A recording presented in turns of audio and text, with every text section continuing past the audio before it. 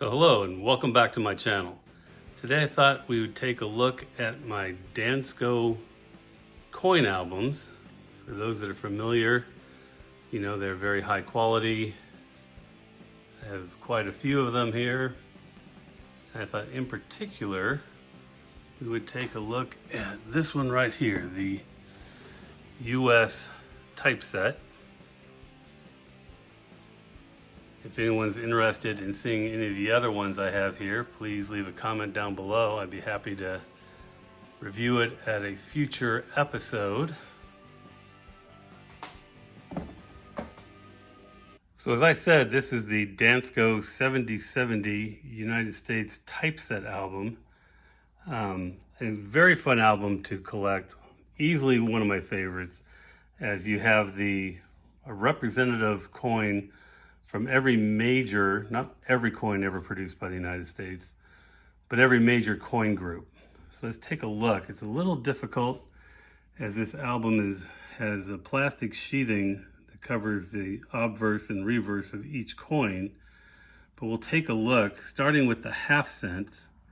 You can see here the draped bust from 1800 to 1808.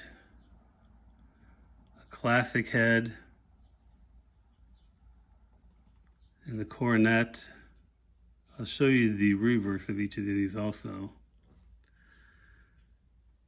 And then the large cents, again quite a bit different than modern cents. You have the draped bust, that's in 1807. A classic head,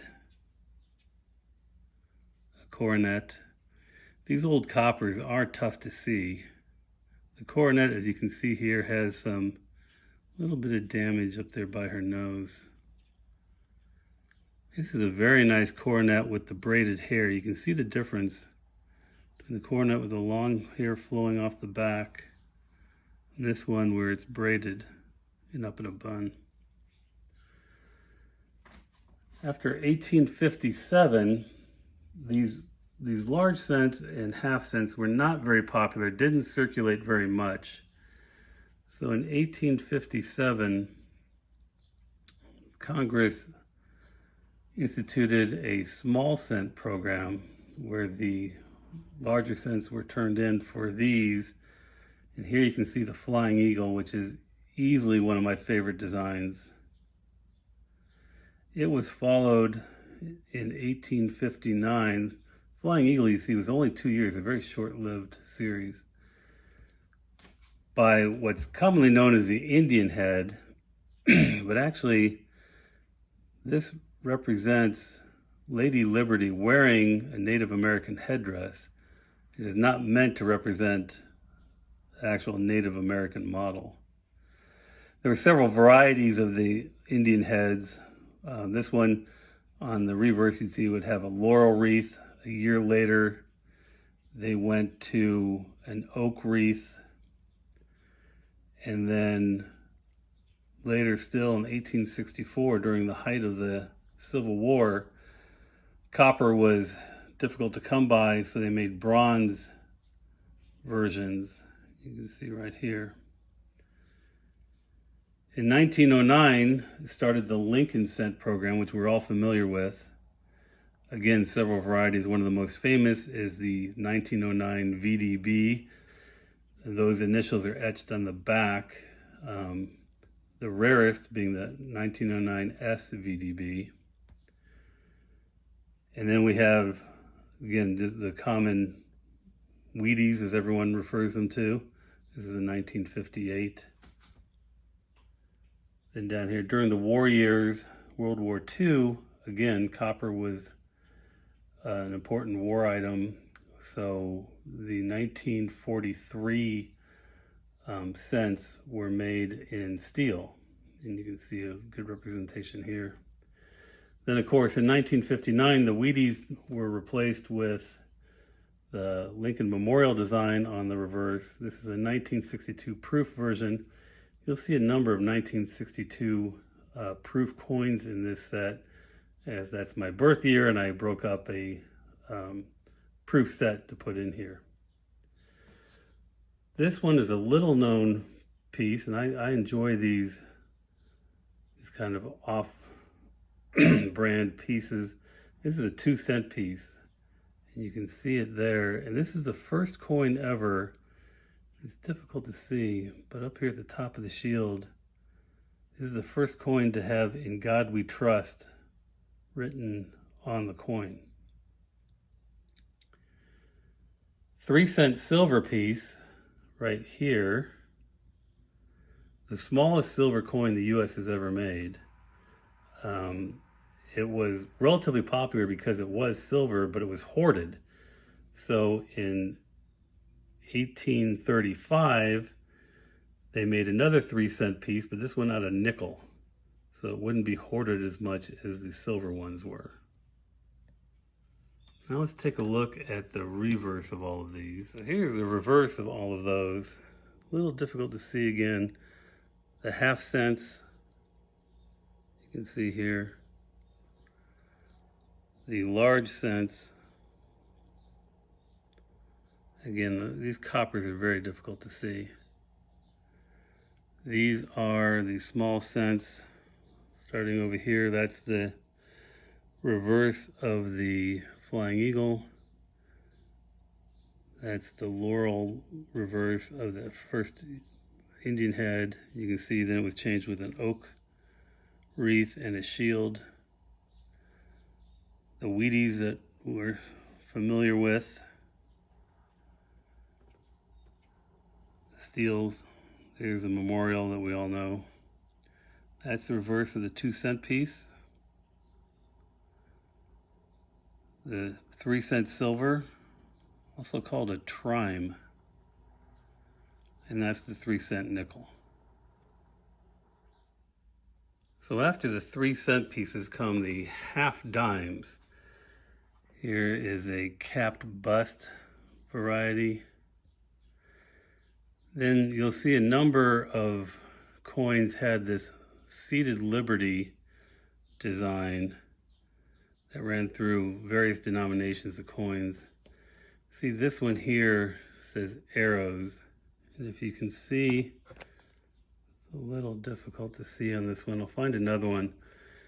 Anyone that has the arrows were put on to indicate that the weight had actually been changed, because people used to value the coins by how much they weighed and how much actual weight of silver they contained. So this one had arrows, this one has a legend on the back.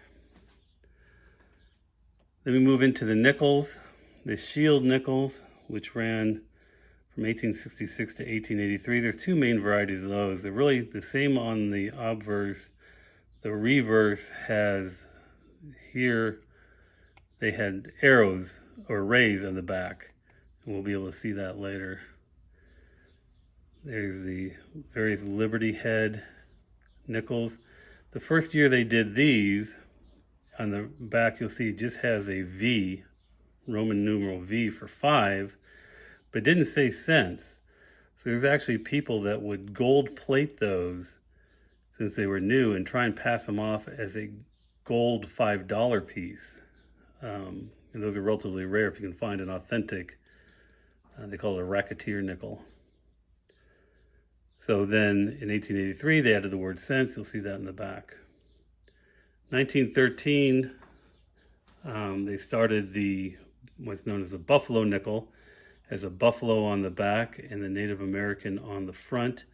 Two main varieties of this. The variety one, the buffalo is standing on a small mound. We'll see that later. In the rest, it's more flat.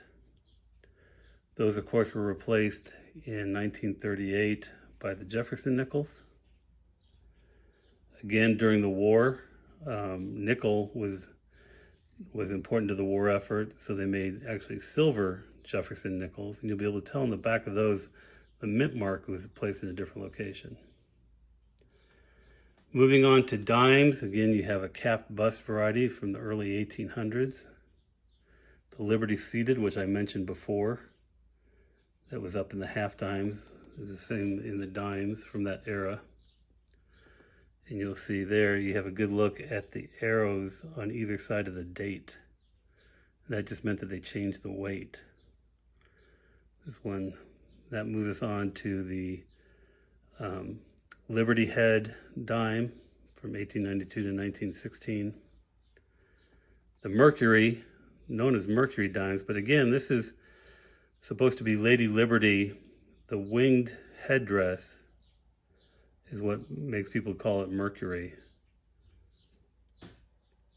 Then the Roosevelt dimes, which were all made in 90% silver. All of these silver coins are 90% silver.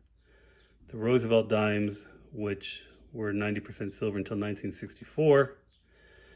And then 1965 to date, they're all clad. So again, you see this is a 1962 from that proof set I broke up, and there was a 1962 right there, nickel that I broke up. And let's see the back of these. So here's the reverse of these, the half dimes. You can see slightly different reverse. Those three are the Liberty ones. Then the nickels, as I mentioned, this is obviously the one with rays. Here's one without rays. This is the nickel I mentioned that just had the Roman numeral V and didn't have the word cents. And here you can see they added the word cents there.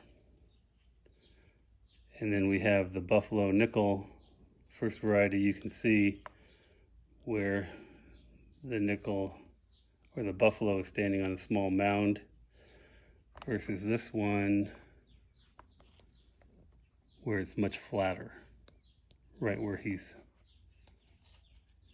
standing. We're all familiar with the Jefferson nickel. Here, as I mentioned, is where on the silver nickels the mint mark is up above Monticello.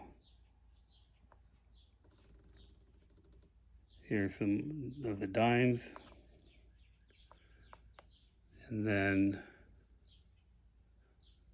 the other seeded Liberty dimes. This is the reverse of the Mercury dime. And of course the ones we're familiar with today, the Roosevelts.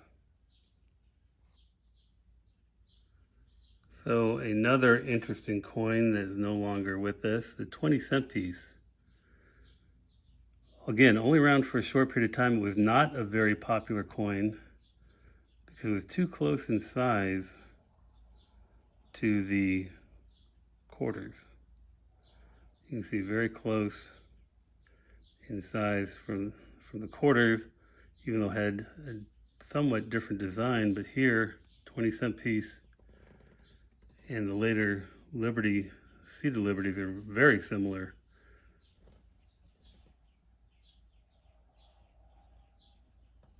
Again, here's one with the arrows.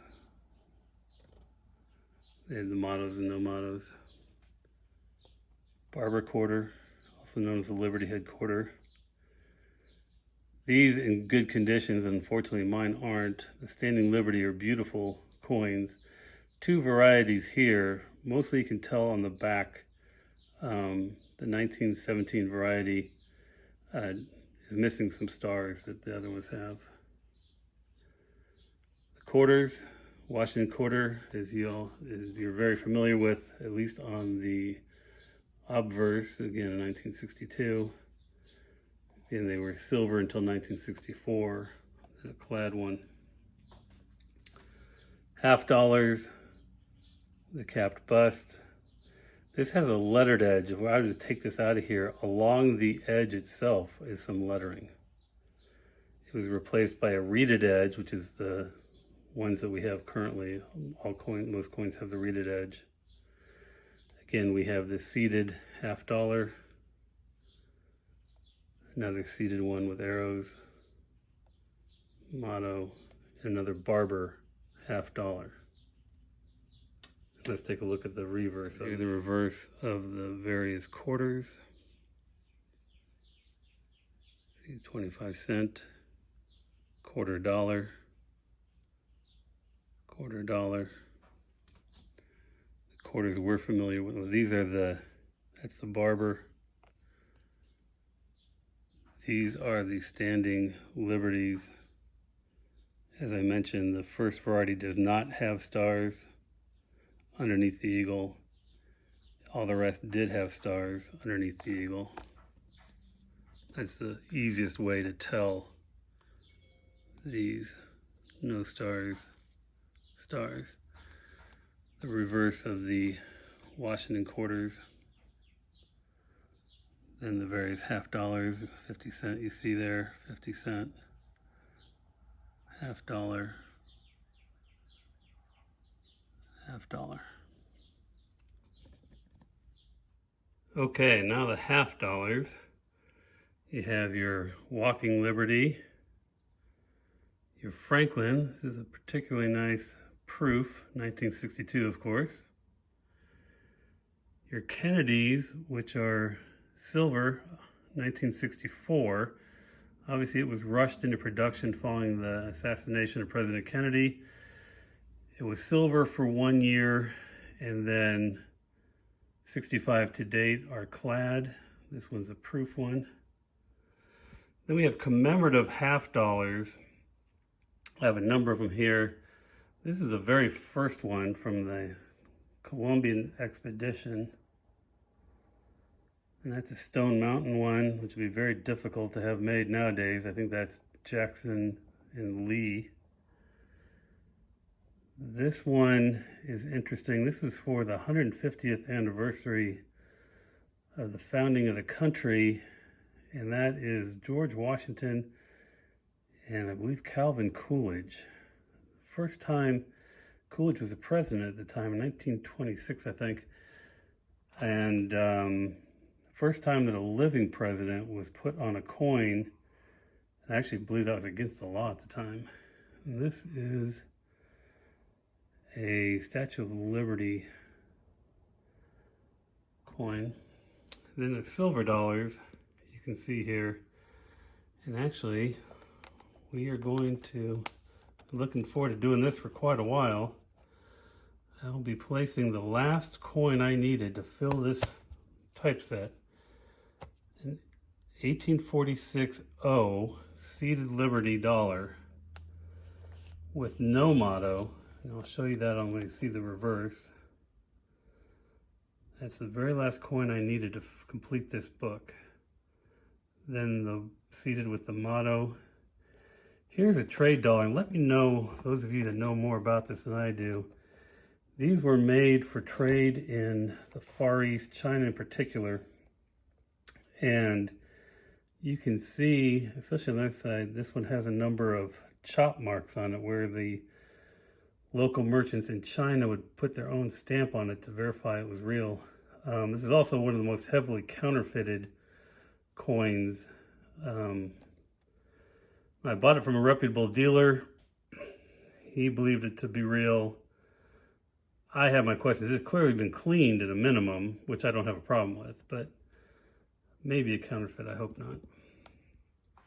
Then the Morgan dollar, the peace dollar,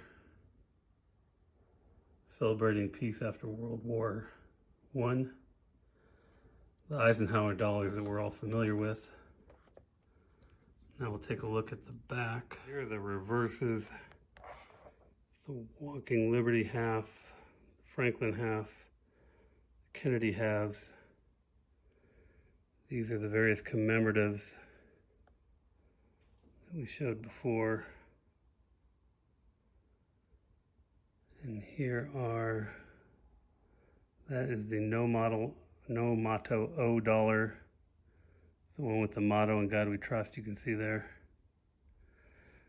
There you get a good look at the trade dollar with the chop marks on it. I think those are really interesting. Shows it's been used around the world if it was indeed real. And the other dollars, that was a Morgan piece and the Eisenhower. Here they have space for the bicentennial coinage, the quarter, half dollar, and dollar. I broke up a set to put in here that was all specially made, and they're silver. These are all silver coins. Then obviously in the modern coinage, the dollars have changed substantially. You have the Susan B. Anthony, again, another very unpopular coin, mostly because it's a dollar coin that was about the size of a quarter, common quarter, and people didn't like it, didn't use them. Much the same could be said about the Sacagawea dollars. You rarely see these in circulation. Of course, we have the commemorative quarter program with all the 50 states on the back of the Washington quarter. This is a Michigan one. I live in Michigan, so I have the Michigan quarter there. Then we have some commemorative coins. Here's a commemorative dollar from the Olympics, 1984, I believe that was. And then the U.S. Mint now makes silver dollars again for mostly bullion purposes, and this is called an American Silver Eagle. Okay, so let's take a look at the reverse of these. The bicentennials, the drummer on the quarter, Independence Hall on the half, Liberty Bell on the $1. We have the reverse of the Susan B. Anthony, the Sacagawea, and obviously that's the obverse of the quarter. And then here we have the commemorative dollar I showed, the Olympics, and that's the reverse of the Silver Eagle. And so that's the end of our tour of the Dansco 7070, named, by the way, it was just the naming convention for the album itself. The Dansco 77 United States Typeset album. If you enjoyed this, please remember to subscribe, like, and hit the bell. Let me know, comment down below if you'd like to see any of the other number of our Dansco albums that I have. Thank you very much, and until next time.